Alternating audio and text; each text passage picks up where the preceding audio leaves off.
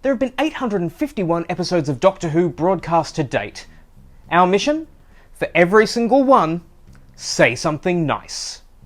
Hello dear viewers, and welcome back to a very special episode of Say Something Nice. It's special because I accidentally skipped a line in my spreadsheet and forgot to do Ghostlight Part 1. Ghostlight Part 1, in common with the Smugglers and Curse of Fenric episodes from last week, got 4.2 million viewers. And I'm choosing a moment from this episode that's quite early on. It's when the Doctor and Ace first arrive at Gabriel Chase, and the Doctor sends Ace out ahead of him from the TARDIS. The reason I like this so much is that Sylvester McCoy's interpretation of the character was someone who enabled others to find their own intelligence. So his idea with the Doctor and Ace's relationship was that the Doctor would be teaching Ace about the universe, not just instructing her or lecturing her, but encouraging her to go out and make her own deductions. And that is what this scene is, in summary.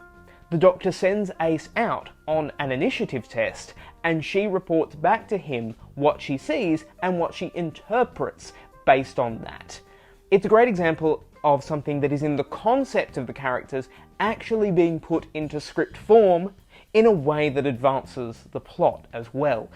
And Sophie is absolutely charming in this scene, and it goes to show her power as an actress that Ace is so different from who we saw first in Dragonfire, but is still undeniably the same character with the same curiosity and desire to poke things with a stick and see what happens.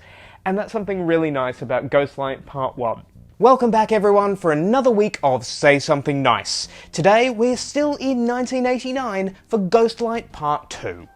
Ghostlight Part 2 got 4 million viewers, in common with every episode we'll be covering this week. And today I want to highlight a performance, that of Frank Windsor as Inspector Mackenzie.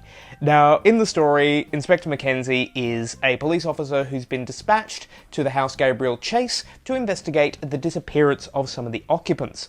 However, he's put in stasis and put in a drawer for several years until the Doctor wakes him up. And what I love about Inspector Mackenzie is no matter how strange things get around him, he finds ways to rationalise them.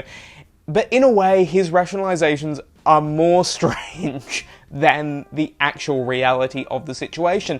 Now, despite the fact he's a bit of a foolish character, he still gets moments of intelligence and heroism, which to me is a sign of well-rounded writing.